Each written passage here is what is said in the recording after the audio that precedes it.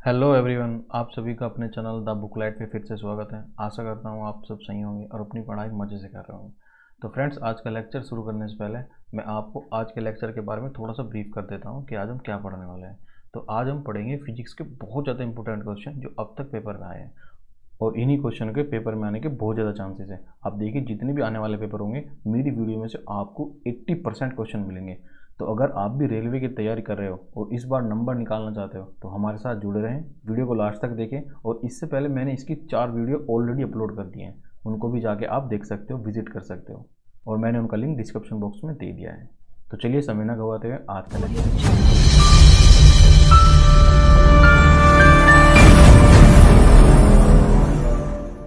तो चलिए फ्रेंड्स, शुरू करते हैं क्वेश्चन नंबर 65 के साथ। एक माइक्रोन किसके बराबर होता है?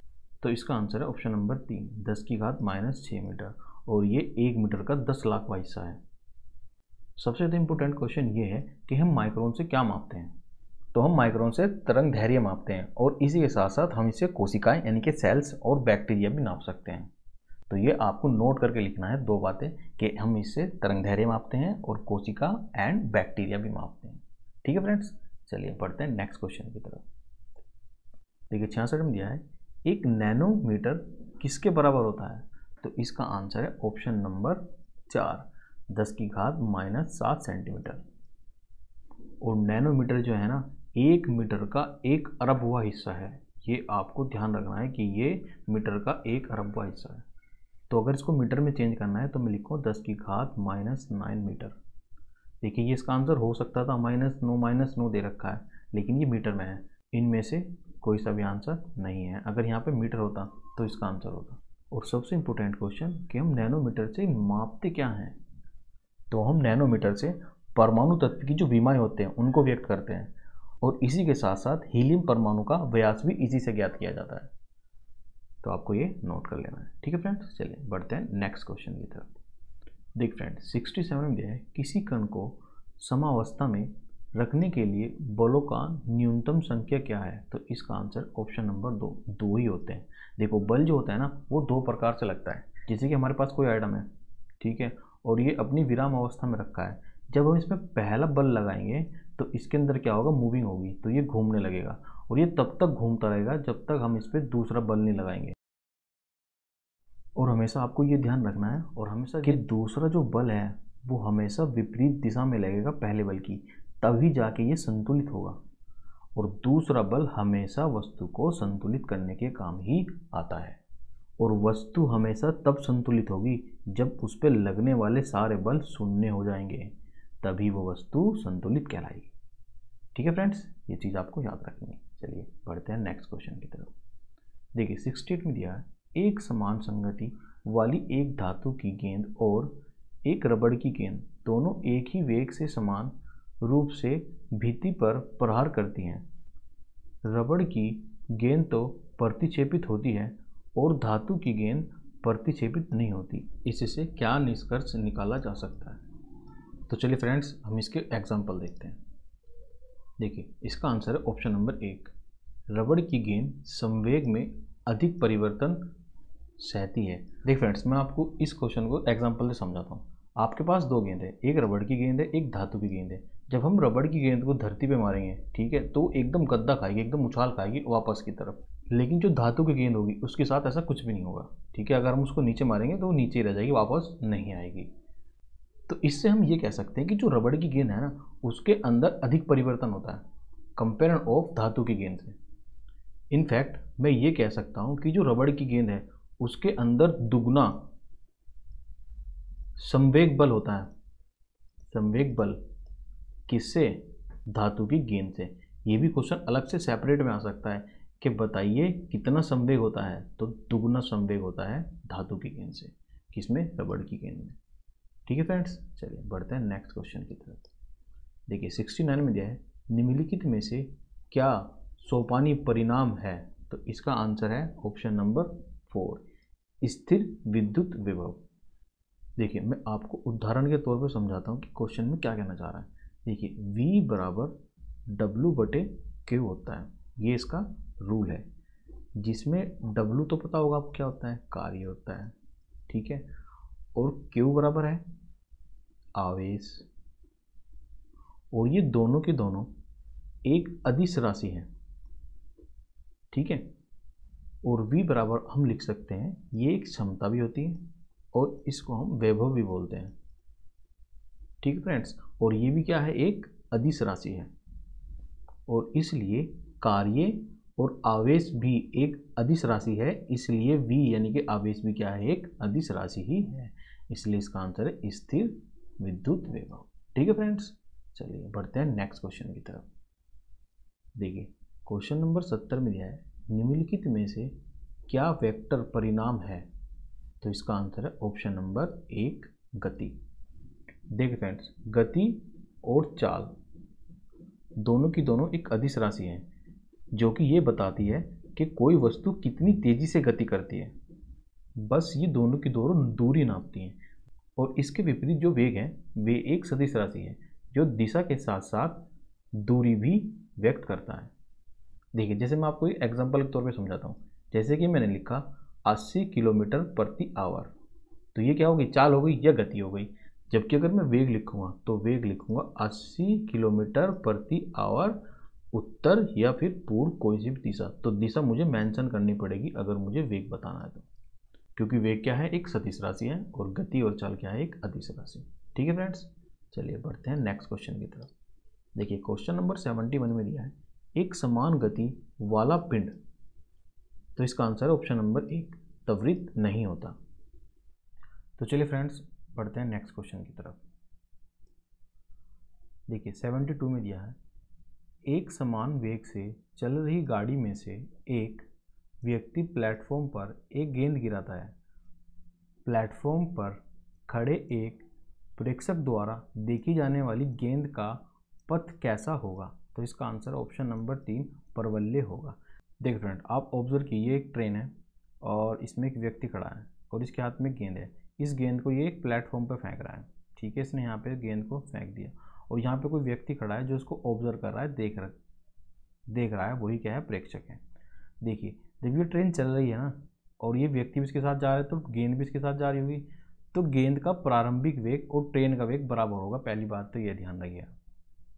और गाड़ी की बोगी चाहे जितनी भी हो, 3 हो, 4 हो, 10 हो, 20 हो, सभी की सभी एक स्पीड से चलती हैं। और इन दोनों स्थिति में, एक ट्रेन वाली और ये जब नीचे गिर रही है, 2 स्थितियाँ इसमें, और इन दोनों स्थिति में गुरुत्वाकर्षण बल लगेगा गेंद के ऊपर। देखिए ये जो व्यक्ति खड़ा है प्लेटफॉर्म पे, ये पहले से खड़ा है, तो इसका जो वेग होगा वो पहले से तय होगा। तो फ्रेंड्स इन दोनों के बीच परिमाणिक पथ जो लग रहा है ना, वो लग रहा है परवलय। ठीक है friends, I hope you understand. चलिए पढ़ते हैं नेक्स्ट क्वेश्चन की तरफ।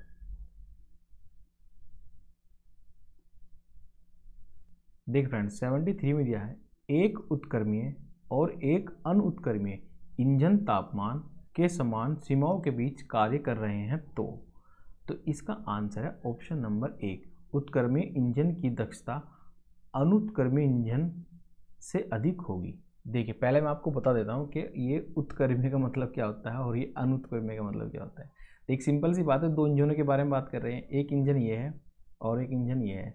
उत्क्रमीय का मतलब होता है रिवर्स, यानी कि उल्टा, एक तो चल रहा है उल्टा और एक अनुत्क्रमीय मतलब कि वो उल्टा नहीं चल रहा है, तो उसका मतलब वो सीधा चल रहा होगा। सिंपल। देखिए लैंग्वेज थोड़ी टफ दे रखी है, ये आसान भी दे सकते थे इसको ना, सीधा और उल्टा भी लिख सकते थे, बट ये आपको कंफ्यूज करने के लिए दे रखा है, तो इसलिए टफ लैंग्वेज भी पढ़नी जरूरी है, क्योंकि पेपर में ज़्यादातर टफ लैंग्वेज आती है। तो इसका आंसर है ऑप्शन नंबर 1, जो उत्क्रमीय इंजन है जो कि उल्टा चल रहा है उसकी दक्षता होती है क्षमता यानी कि एफिशिएंसी, और जो सीधा चल रहा है उससे अधिक होगी, और इसी को हम कार्नोट का सिद्धांत भी कहते हैं। ठीक है friends, I hope you understand, इसको आप लिख लीजिए अपनी कॉपी में। चलिए बढ़ते हैं नेक्स्ट क्वेश्चन की तरफ। देखिए क्वेश्चन नंबर 74 में दिया है, गैस भरे गुब्बारे का नाखून की तुलना में सुई से फटना आसान क्यों होता है? इसका आंसर है ऑप्शन नंबर 3, सुई गुब्बारे पर नाखून की तुलना में अधिक दाब डालती है। देखिए इसका सिंपल सा मतलब ये है, अगर ये नाखून है, ठीक है, हम इस पर प्रेशर डाल रहे हैं तो इसका प्रेशर इतने एरिया पे पड़ेगा, लेकिन जो सुई है उसका एरिया थोड़ा है, तो उसका जो प्रेशर डलेगा वो सिर्फ इसी एरिया पे डलेगा। इसका मतलब ये है कि जिसका एरिया कम होता है उस पर प्रेशर ज़्यादा डलता है। जब आप नाखून पे प्रेशर लगाओगे तो उसका प्रेशर उसके एरिया के हिसाब से बढ़ जाएगा, लेकिन सुई का जो एरिया होता है वो बहुत छोटा होता है नीचे से, तो उस पर प्रेशर एकदम 90 डिग्री पे लगेगा। ठीक है friends, I hope you understand. देखिए दाब का जो सूत्र होता है बल बटे क्षेत्रफल होता है, ये भी आप लिख लीजिएगा, ठीक है, बल बटे क्षेत्रफल। चलिए बढ़ते हैं नेक्स्ट क्वेश्चन की तरफ। देखिए 75 में दिया है न्यूनतम मार्ग में शक्ति किरण कौन सी है? इसका आंसर है ऑप्शन नंबर 2 अल्फा किरण। देखिए इस क्वेश्चन को मैं ट्रांसलेट कर देता हूँ। इस क्वेश्चन का मतलब है कि कौन सी किरण है जिसकी भेदन क्षमता सबसे कम है।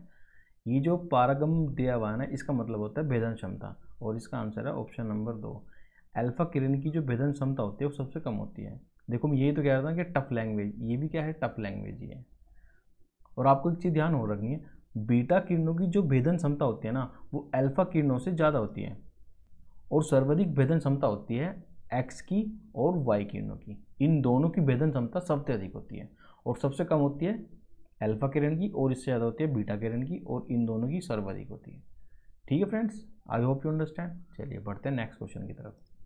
देखिए क्वेश्चन नंबर 76 में दिया है आर्द्र वायु में ध्वनि का वेग शुष्क वायु की तुलना में अधिक होता है, क्योंकि आर्द्र वायु में, देखो मैं यही कह रहा हूँ कि टफ जो लैंग्वेज है, आर्द्र का मतलब होता है नमी। ये नमी भी लिख सकता था लेकिन इसे नमी नहीं लिखा ताकि आपकी समझ में ना जाए कि ये पूछना क्या चाह रहा है। सिंपल सी बात ये इसको बोलते हैं टफ लैंग्वेज, आपको कंफ्यूज करने के लिए दी हुई है सिंपल। इसका आंसर है ऑप्शन नंबर 1 शुष्क वायु की तुलना में घनत्व कम होता है। देखिए सिंपल भाषा में समझाता हूँ आपको। जब भी वायु में नमी होगी तो ध्वनि जो है अच्छी तरीके से ट्रैवल करेगी, मतलब तीव्र तरीके से ट्रैवल करेगी। आप ये सोच सकते हो कि अगर शुष्क वायु है, सूखी वायु है, तो उसमें ध्वनि जो है कम स्पीड से चलेगी कंपेयर ऑफ नमी। देखिए कभी कभी आपने देखा होगा कि जब बारिश होती है ना, उसमें जो ध्वनि है वो तेज़ सुनाई देती है आसपास की। जैसे कि कोई मील का सायरन है, अगर बारिश होने के बाद वो बज रहा है तो देखना उसकी स्पीड जो है पहले से ज़्यादा आएगी। ऐसा इसलिए होता है जो शुष्क वायु है उसका घनत्व अधिक होता है, और जो नमी वायु है उसका घनत्व थोड़ा कम होता है कंपेयर ऑफ शुष्क वायु से। इसलिए अच्छी तरीके से तीव्र तरीके से ट्रैवल करती है ध्वनि किसमें, नमी वायु में। आप इसको आर्द्र भी याद रखिए, ये भी पेपर में आ सकता है, ठीक है ना। चलिए बढ़ते हैं नेक्स्ट क्वेश्चन की तरफ। देखिए 77 में दिया है बर्फ़ को बुरादे में पैक क्यों किया जाता है? इसका आंसर है ऑप्शन नंबर 2 बुरादा उष्मा का कुचालक होता है। देखिए फ्रेंड्स, बर्फ़ को पिघलाने के लिए ना उष्मा की आवश्यकता होती है। जब इसमें उष्मा लगेगी बर्फ़ में तभी तो जाके वाटर बनेगा। ये जो बुरादे हैं, यानी कि बुरादे, ये लकड़ी का बना होता है, और ये जो लकड़ी का बुरादा है ना, ये कुचालक है उष्मा का। इसलिए इसमें उष्मा प्रभावित नहीं होगी, और आपका बर्फ़ जो है वो लंबे समय तक रहेगा। ज़्यादातर आपने फैक्ट्री में देखा होगा जहाँ पर भी बर्फ़ को स्टोर किया जाता है ना, उसके आसपास लकड़ी का बुरादा रखा जाता है, और जब आप मार्केट से बर्फ़ लेने जाओगे तो आपको दिखेगा कि उसके आसपास भी उसने लकड़ी का बुरादा फैला रखा होगा। ठीक है फ्रेंड्स, ये जनरल क्वेश्चन है बिल्कुल। चलिए बढ़ते हैं नेक्स्ट क्वेश्चन की तरफ। देख फ्रेंड्स, क्वेश्चन नंबर 78 में दिया है गैसों के दो विशिष्ट ताप किसके द्वारा संबंधित है? देख फ्रेंड्स, गैस जो है दो विशिष्ट ताप में निकलती है, जो कि एक स्थिर दाब में प्रभावित होती है और दूसरी स्थिर आयतन में प्रभावित होती है। जो उष्मा स्थिर दाब में आती है वो दो भागों में बढ़ जाती है। पहली आती है विस्तारण में, और दूसरी आती है डिग्री सेल्सियस के तापमान को बढ़ाने के लिए। लेकिन जो स्थिर आयतन में जाती है वो सिर्फ एक ही कार्य कर पाती है, ताप को इंक्रीज कर पाती है ओनली। इसीलिए Cp always greater than Cv, इसलिए इसका आंसर है ऑप्शन नंबर 2। ठीक है फ्रेंड्स, चलिए बढ़ते हैं नेक्स्ट क्वेश्चन की तरफ। देखिए क्वेश्चन नंबर 79 में दिया है बारिश के दिनों में ध्वनि अधिक दूरी से भी क्यों सुनाई देती है? देखो मैंने अभी बताया इसके बारे में, क्योंकि जो ध्वनि होती है ना नमी में, उसका जो घनत्व होता है वो कम होता है। तो इसका आंसर है ऑप्शन नंबर 2 ध्वनि आर्द्र वायु में अधिक तेजी से गति यात्रा करती है कंपेयर ऑफ शुष्क वायु। ठीक है फ्रेंड्स, अब तो याद रहेगा ना आपके। चलिए बढ़ते हैं नेक्स्ट क्वेश्चन की तरफ। देखिए फ्रेंड्स, ये इस वीडियो का लास्ट क्वेश्चन है। आपको ये वीडियो कैसी लगी प्लीज़ कमेंट बॉक्स में ज़रूर बताएं। आपका फीडबैक हमारे लिए बहुत ज़्यादा इंपॉर्टेंट है। और अगर आपके दोस्त भी को रेलवे की तैयारी कर रहे हो तो उसके साथ आप ये वीडियो शेयर करना ना भूलें। ठीक है फ्रेंड्स, चलिए देखते हैं क्वेश्चन नंबर 80। सड़कों पर रेलवे ट्रैक के किनारे बंधे हुए क्यों होते हैं?